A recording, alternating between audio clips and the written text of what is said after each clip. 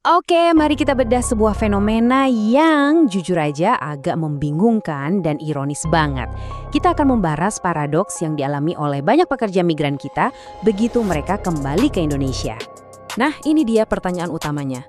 Pernah kepikiran nggak sih? Mereka kerja banting tulang di negeri orang, bertahun-tahun, gajinya kelihatannya besar. Tapi, kenapa ya begitu pulang banyak dari mereka yang seolah kembali ke titik nol? Yuk kita cari tahu jawabannya bareng-bareng. Pertama-tama, kita samakan persepsi dulu ya. Siapa sih yang kita bicarakan ini? Mereka adalah para TKW, tenaga kerja wanita, pahlawan devisa katanya. Mereka ini pergi jauh dari keluarga dengan satu niat yang mulia banget, supaya kehidupan keluarganya jadi lebih baik.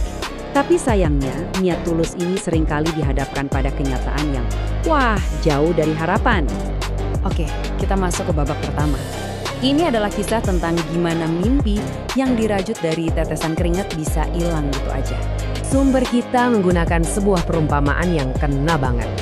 Bayangin deh, uang yang dikumpulkan susah payah itu seolah-olah menguap tanpa sisa. Hilang, nggak berbekas. Padahal kalau dihitung-hitung totalnya itu besar loh. Tapi kok wujudnya nggak ada? Kemana perginya? Nah, ini dia salah satu penyebab utamanya. Tekanan finansial yang ternyata datang bukan dari orang lain, tapi justru dari orang-orang terdekat. Dan ternyata yang minta itu bukan cuma 1-2 orang. Tekanannya datang dari semua arah, mulai dari suami, keluarga inti, sampai kerabat jauh. Bahkan tetangga dan teman-teman pun ikut-ikutan menganggap mereka ini semacam ATM berjalan. Ini nih jurus andalan yang paling sering keluar. Telepon masuk, ceritanya sedih, ada yang sakit lah, butuh uang sekolah lah. Pokoknya keadaan darurat yang sering kali ya dilebih-lebihkan. Dan karena rasa nggak enakan dan tanggung jawab, uang pun dikirim. Kalau nggak pakai alasan darurat, biasanya pakai modus pinjam. Permintaannya datang terus, janjinya selalu sama. Nanti pasti diganti.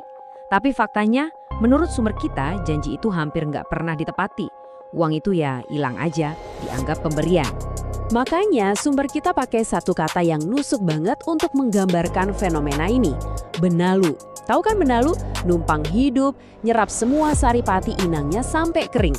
Persis seperti itulah hubungan finansial yang seharusnya saling mendukung, malah jadi eksploitatif. Oke, kalau tadi ancaman dari dalam, ternyata itu belum semuanya. Ada juga bahaya yang datang dari luar, yang sama-sama mengincar hasil jerih payah mereka. Istilahnya juga khas banget nih, mungkin Anda pernah dengar tertipu buaya darat. Ini biasanya merujuk ke penipu, seringnya laki-laki, yang modusnya pakai janji-janji manis.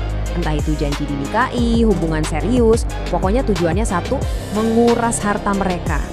Coba kita lihat perbandingannya, di satu sisi janjinya indah banget. Mau diajak nikah, bangun rumah tangga, atau buka usaha bareng. Tapi kenyataannya, pahit, uang ludes, si buaya darat menghilang, dan mereka ditinggal sendirian dengan hati yang hancur dan dompet yang kosong. Masalahnya nggak berhenti di situ. Ada lapisan lain yang membuat situasinya makin rumit, yaitu kondisi keuangan pribadi dan jebakan-jebakan sistemik seperti utang. Ini fakta yang sering banget dilupakan orang.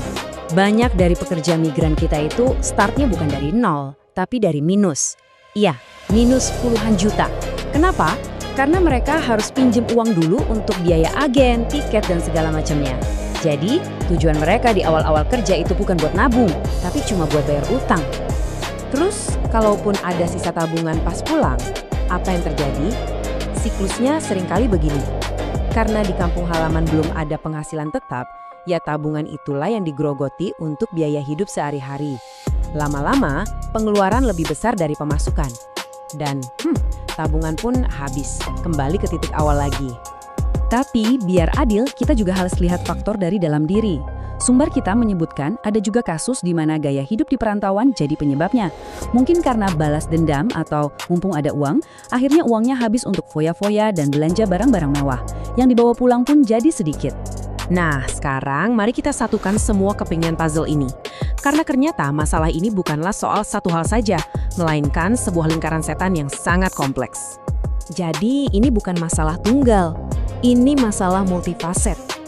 Ada tekanan dari keluarga si benalu, ada penipuan dari buaya darat di luar sana, ada beban utang yang harus dibayar sejak awal, dan ada juga terkikisnya tabungan begitu mereka pulang. Semuanya saling terkait, menciptakan sebuah siklus yang susah banget buat diputus. Jadi, kesimpulan paling pentingnya adalah ini. Menyalahkan satu faktor saja itu nggak adil dan nggak akan menyelesaikan masalah.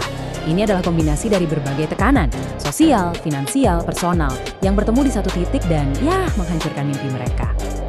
Dan semua pembahasan kita tadi membawa kita ke satu pertanyaan terakhir yang paling penting. Setelah kita tahu semua penyebabnya, dari benalu di dalam keluarga, buaya darat di luar, sampai jebakan utang, pertanyaan besarnya sekarang adalah gimana caranya lingkaran setan ini bisa diputus? Apa yang bisa kita lakukan?